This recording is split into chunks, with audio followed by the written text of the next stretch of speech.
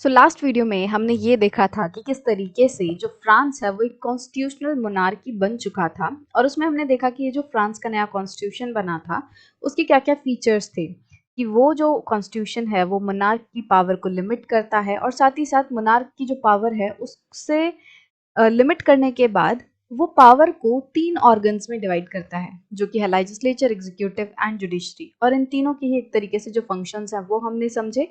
जो नया सिस्टम था गवर्नमेंट का फ्रांस में वो भी हमने डिस्कस किया और फिर देखा कि किस तरीके से जो इलेक्टर्स हैं वो चुने जाएंगे और कौन कौन जो है वो वोट दे सकेगा, कौन एक्टिव सिटीजन्स होंगे, कौन पैसिव सिटीजन्स होंगे, जो नेशनल असेंबली है उसमें लोगों को कैसे चुना जाएगा। तो ये सारी चीज़ें हमने लास्ट वीडियो में पढ़ी थी। अब हम ये देखेंगे कि जो कॉन्स्टिट्यूशन है फ्रांस का वो शुरू होता है एक declaration of right of main के साथ। तो इसका जिक्र जो है वो हमने लास्ट वीडियो में किया था कि जो कॉन्स्टिट्यूशन है वो इस डिक्लेरेशन के साथ स्टार्ट होता है। अब इस वीडियो में हम ये जानेंगे कि आखिरकार इस डिक्लेरेशन में क्या क्या चीज़ें थी। So the declaration of rights of man and citizen, तो ये डिक्लेरेशन है। डिक्लेरेशन मतलब एक तरीके से आप घोषणा कर रहे हो, ऑफिशियल अनाउंसमेंट कर रहे हो। तो मैन एंड सिटीजन के राइट के बारे में बात की जा रही है कि जो इंसान हैं, जितने भी फ्रांस में लोग रह रहे हैं, जो सिटीजन्स हैं और जो आदमी हैं, उनको क्या क्या राइट जो है वो दिए जाएंगे। Man are born and remain free and equal in rights. तो इसमें बोला गया है कि जितने भी मैन होंगे, जितने भी आदमी होंगे, उन सब को फ्रीडम मिलेगा। वो जन के साथ ही वो फ्री होंगे, उनके ऊपर किसी का अधिकार नहीं होगा, उनके ऊपर किसी का कंट्रोल नहीं होगा और उनको सारे जो राइट्स हैं वो इक्वालिटी में मिलेंगे। मतलब जितने भी लोग होंगे उन सबको सारे राइट्स इक्वल मिलेंगे। ऐसा नहीं होगा कि किसी के पास ज़्यादा राइट है या किसी के पास कम, तो ऐसा नहीं होगा। जन से ही सब फ्री होंगे, आज़ाद होंगे और राइट्स में सबको इक्वलिटी मिलेगी। The aim of every political association is the preservation of the natural and inalienable rights of men. हर एक जो पॉलिटिकल पार्टी होगी, पॉलिटिकल एसोसिएशन होगी, उसका मेन एम क्या होगा कि वो इंसानों के, जो मैन है, जो आदमी है, उसके राइट्स को प्रिजर्व करे। उसके जो नेचुरल एंड इनएलिएनेबल राइट्स हमने पढ़ा था, right to equality, right to freedom, right to speak, ये सारे जो नेचुरल एंड इनएलिएनेबल राइट्स हैं उनको प्रोटेक्ट करना, प्रिजर्व करना पॉलिटिकल एसोसिएशंस का काम होगा। These are liberty, property, security and resistance to oppression. और मेनली कौन कौन से नेचुरल एंड इनएलिएनेबल राइट्स हैं? वो है लिबर्टी, कि आपको फ्रीडम मिलेगा। अब फ्रीडम में काफ़ी सारी चीज़ें आ जाती हैं, freedom of speech, freedom of opinion. तो ये सारी जो फ्रीडम है अलग अलग तरीके के, जो लिबर्टी है वो आ जाती है। फिर प्रॉपर्टी, कि आपको आपकी प्रॉपर्टी का अधिकार होगा, आपकी जो ज़मीन है, जो प्रॉपर्टी है, वो आपसे कोई भी ऐसे ही छीन नहीं सकता। सिक्योरिटी, कि हर एक इंसान का अधिकार है कि वो एक सिक्योर एनवायरनमेंट में रहे।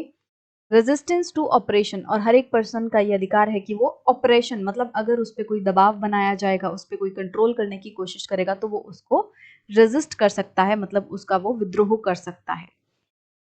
तो इन सभी राइट्स को प्रोटेक्ट करना पॉलिटिकल एसोसिएशंस का काम है। The source of all sovereignty resides in the nation. Sovereignty का मतलब है सबसे हाईएस्ट पावर, सबसे ऊंची जो पावर है। तो जितनी भी सोवरेनिटी की पावर है, मतलब जो भी हाईएस्ट पावर है, वो नेशन में रिजाइड करती है। मतलब जब मोनार्क था, जब किंग था, तो हमें क्या देखने मिल रहा था कि जो भी पावर है, जो हाईएस्ट पावर है, वो किसके पास है? वो किंग के हाथ में है। मतलब जितनी भी पावर है वो एक ही पर्सन के साथ रिजाइड करती है, एक ही पर्सन के हाथ में है, जो कि राजा है। तो अब क्या बोला गया, कॉन्स्टिट्यूशन ये कहता है इनका कि जो हाईएस्ट पावर है, जो सोवरेनिटी है, वो नेशन में रिजाइड करेगी, ना कि किसी एक पर्सन में। मतलब पूरा देश मिलके जो है उस पावर को होल्ड करेगा, ना कि कोई तख्त पे बैठा हुआ राजा। राइट। नो ग्रुप और इंडिविजुअल में exercise authority that does not come from the people. और कोई भी पर्सन या फिर ग्रुप ऑफ इंडिविजुअल किसी भी ऐसी पावर को एक्सरसाइज नहीं कर सकता जो कि लोगों से नहीं आई है। मतलब कि अगर मान लो कोई रूल करना चाह रहा है, कोई कंट्रोल करना चाह रहा है, तो उसके लिए पहली कंडीशन क्या होगी कि जो उसके पास पावर है, जो उसके हाथ में पावर है, वो लोगों से उसे मिलनी चाहिए। अगर लोग उसको पावर नहीं दे रहे, अगर देश पूरा, जो भी नेशन है, जितने भी सिटीजन्स रह रहे हैं, अगर वो उस पर्सन को पावर नहीं देते हैं, तो फिर वो पर्सन किसी भी अथॉरिटी को एक्सरसाइज नहीं कर सकता। एग्जाम्पल से समझो, मान लो कोई राजा है, ठीक है। अब राजा को, जो किंग है, उसको किसी ने भी पावर नहीं दी, मतलब देश में रहने वाले जो लोग हैं वो रत्ती भर नहीं चाहती कि राजा गद्दी पे बैठे, लोग चाहते ही नहीं है, लोग उस पर्सन से नफरत करते हैं। तो क्या ये पर्सन अपनी, ये जो किंग है, क्या वो अपनी पावर को एक्सरसाइज कर पाएगा? क्या उसको ये राइट होगा कि वो इस गद्दी पे बैठ पाए? नहीं होगा। जब लोग ही मना कर रहे हैं, जब लोग इस किंग को अथॉरिटी नहीं देना चाहते, तो फिर ये पर्सन आगे किंग नहीं बचेगा। मतलब कि जो भी पर्सन हाईएस्ट पावर पे बैठेगा, उसके पास जो पावर है वो लोगों से मिलनी चाहिए। लोग इसको पावर देंगे, लोग कहेंगे कि ठीक है, हम आपको रिस्पॉन्सिबिलिटी देते हैं, हम आपको ये पावर देते हैं कि आप हमारे बिहाफ पे डिसीजंस लो, आप हमारे लिए डिसीजंस लो। अगर लोग ये पावर देते हैं तो ठीक है, बट अगर लोग ये पावर नहीं दे रहे हैं किसी पर्सन को या फिर इंडिविजुअल, ग्रुप ऑफ इंडिविजुअल्स को, तब वो ग्रुप ऑफ इंडिविजुअल या फिर वो पर्सन इलीगल होंगे। एक तरीके से उनको कोई हक नहीं होगा कि वो कंट्रोल करें या फिर वो किसी भी पावर को एक्सरसाइज करने की कोशिश करें, right. Liberty consist of the power to do whatever is not injurious to others. अब जब हम लिबर्टी की बात करते हैं, एक तरीके से आज़ादी की बात करते हैं, तो आज़ादी का मतलब ये है कि आप वो सब कुछ कर सकते हो जो कि दूसरों को नुकसान नहीं पहुंचा रहा है। तो सबसे इंपॉर्टेंट कंडीशन क्या हो गई कि आप जो भी कर रहे हो उसको ये ध्यान में रख के करना कि किसी को आपके किसी भी काम से नुकसान ना पहुंचे। अब अगर किसी को आपके कुछ भी करने से नुकसान पहुंच रहा है, तो फिर आपको सजा भुगतनी पड़ेगी और आपकी जो लिबर्टी है वो आपसे छीन ली जाएगी।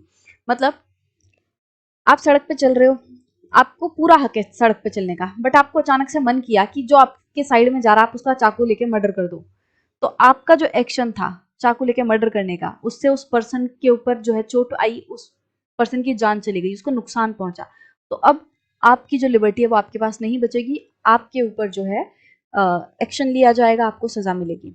बट अगर आप सिर्फ और सिर्फ ऐसे ही सड़क पर चल रहे हो, हाथ में चाकू है, किसी को कुछ नहीं कर रहे हो, ठीक है, आपको अपना चाकू दुकान से खरीद के लेके जा रहे हो और घर में जाके सब्जियां काटोगे, तो ये फाइन है, क्योंकि इससे आप किसी को नुकसान नहीं पहुंचा रहे हो।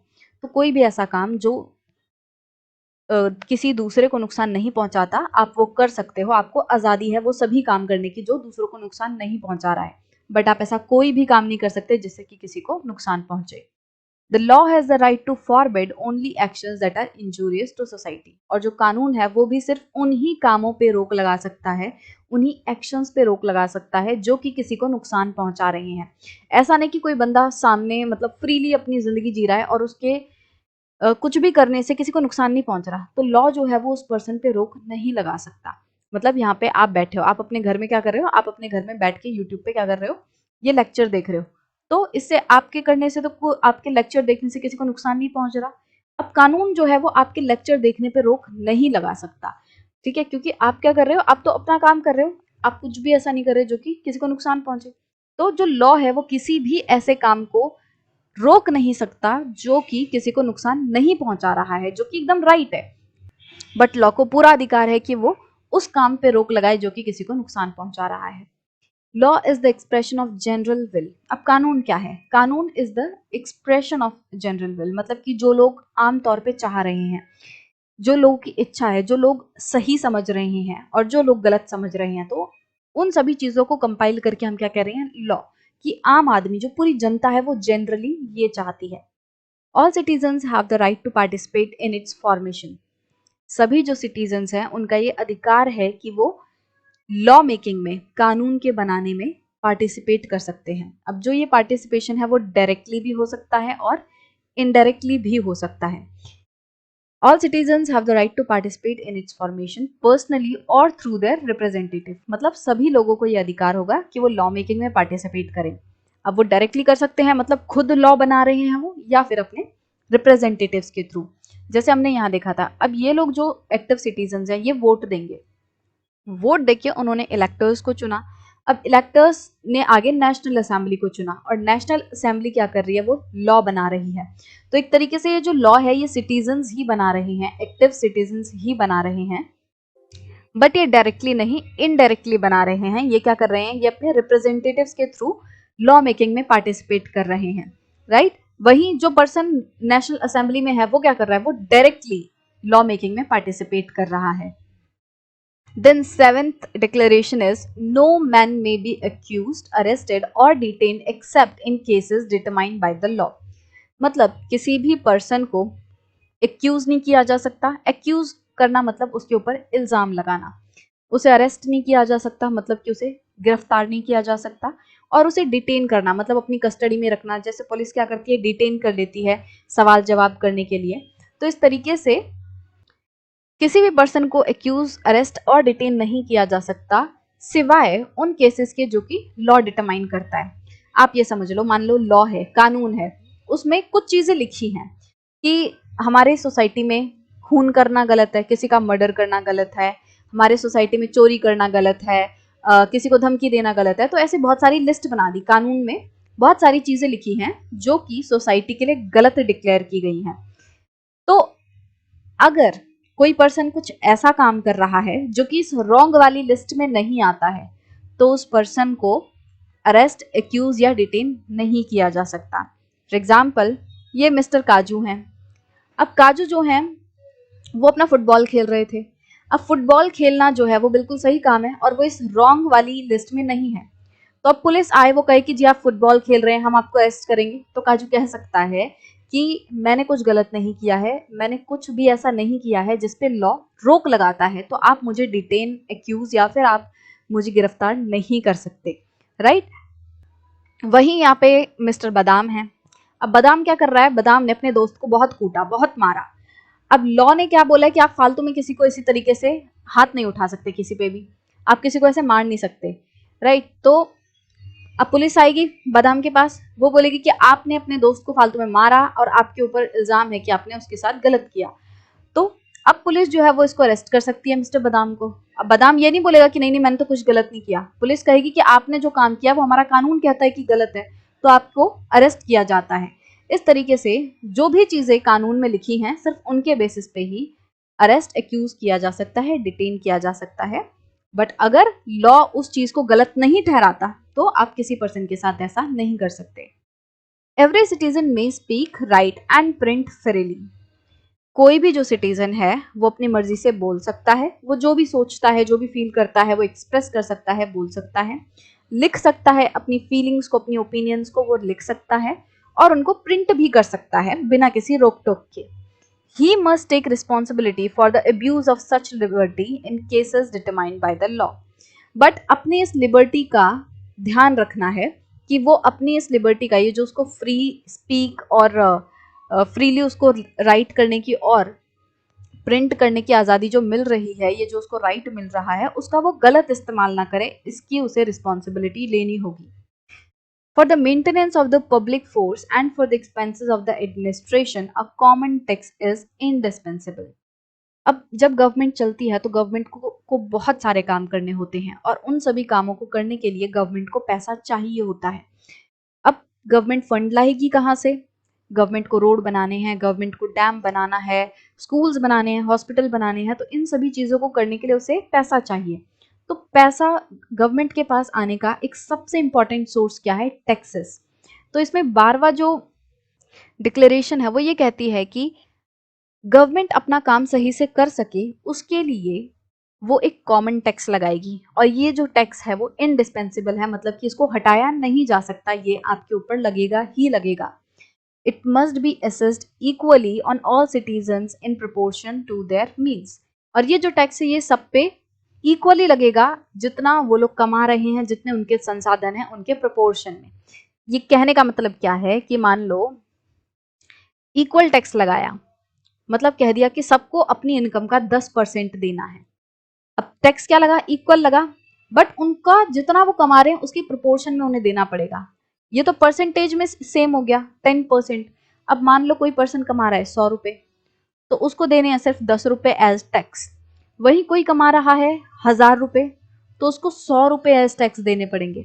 मतलब परसेंटेज इक्वल है, बट जब उसको हम प्रोपोर्शन में करेंगे, जब उसके इनकम के प्रोपोर्शन में हम उसको निकालेंगे, तो किसी के ऊपर ज्यादा या किसी के ऊपर कम हो सकता है, बट वो उसके इनकम पे ही डिपेंड करेगा। तो हम क्या कर रहे हैं कि इक्वल टैक्स लगा रहे हैं जो कि उनके मीन्स के प्रोपोर्शन में लेवी होगा। Then 17th is, since property is a sacred and inviolable right, no one may be deprived of it unless a legally established public necessity requires it.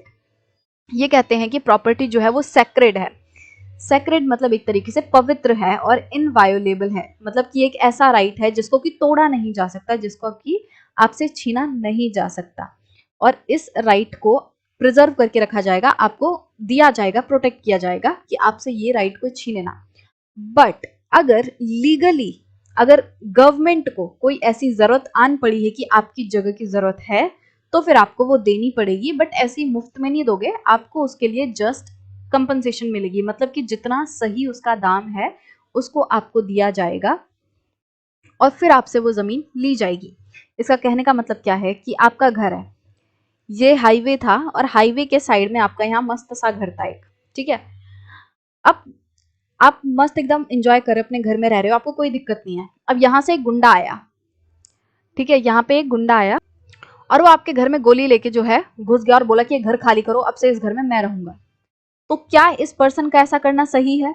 नहीं, बिल्कुल भी नहीं। इस पर्सन को सजा होगी होगी क्यों? क्योंकि आपका राइट था आपकी प्रॉपर्टी पे, और ये कैसे आके आपसे छीन सकता है?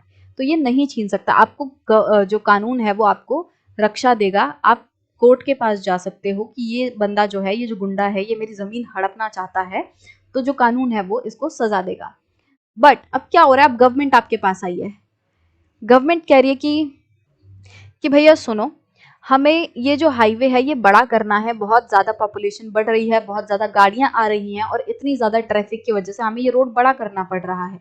और जब हम इस हाईवे को बड़ा करेंगे तो उसमें आपका जो ये घर वाली जगह है वो भी आ जाएगी। तो हम आपसे रिक्वेस्ट करते हैं कि आप ये जो प्रॉपर्टी है वो हमें दे दो, ताकि हम यहाँ पे हाईवे को बढ़ा सकें, और इसके बदले हम आपको प्रॉपर पैसा देंगे, जो भी आपके इस घर की कीमत है वो हम आपको देंगे।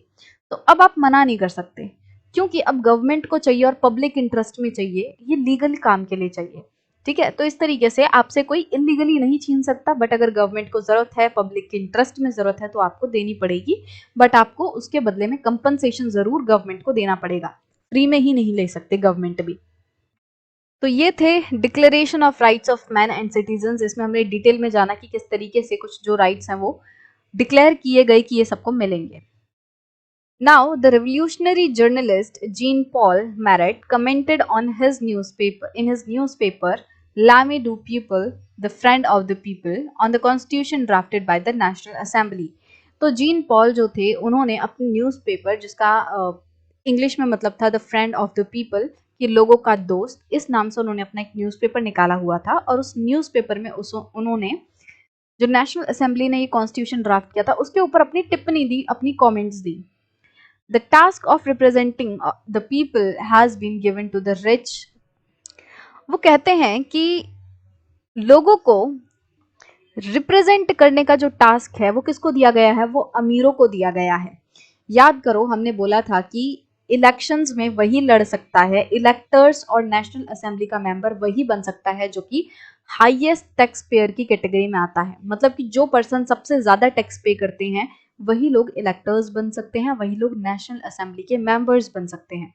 इसका मतलब क्या हुआ कि सिर्फ अमीर लोग ही इलेक्टर्स बन सकते हैं, अमीर लोग ही चुनाव लड़ सकते हैं और लोगों को रिप्रेजेंट कर सकते हैं।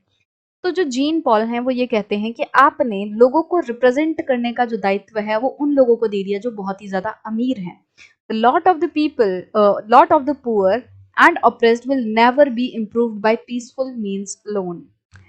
अब ज्यादातर लोग जो क्या हैं वो गरीब हैं, और उन गरीबों को तुम रिप्रेजेंट किससे कर रहे हो? अमीरों से। मतलब कि गरीब लोगों ने अपने रिप्रेजेंटेटिव्स चुने, और वो जो रिप्रेजेंटेटिव्स हैं वो कौन है? वो अमीर हैं। तो क्या जब भी वो रूल्स, रेगुलेशंस या लॉज बनाएंगे, क्या वो उतने अच्छे से गरीबों की प्रॉब्लम समझ पाएंगे जितने अच्छे से कि कोई गरीब खुद की प्रॉब्लम समझ पाएगा? नहीं। इसका मतलब कि ये होगा कि जो भी लॉज वगैरह बनाए जाएंगे वो एक गरीब पर्सन के पर्सपेक्टिव से नहीं बनाए जाएंगे, और जो गरीब आदमी है उसकी जो सिचुएशन है वो इम्प्रूव नहीं हो पाएगी इस तरीके से। Here we have absolute proof on of how wealth influences the law।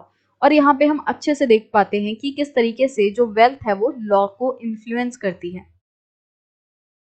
अब मान लो गरीब लोग ये चाहते हैं कि जो अमीर लोग हैं वो ज्यादा परसेंटेज ऑफ टैक्स दे। मतलब कि जैसे हमने बात की कि सभी पे इक्वल टैक्स लगाया जाएगा। मान लो पुअर जो पीपल हैं वो ये डिमांड करते हैं कि भाई हम भी 10% दे रहे हैं, जो अमीर आदमी है वो भी 10% दे रहा है, तो तुम ऐसा क्यों नहीं करते कि हम पे 10% ठीक है, जो अमीर आदमी है उसमें 20% का टैक्स लगाओ, तुम उस पर ज्यादा टैक्स लगाओ।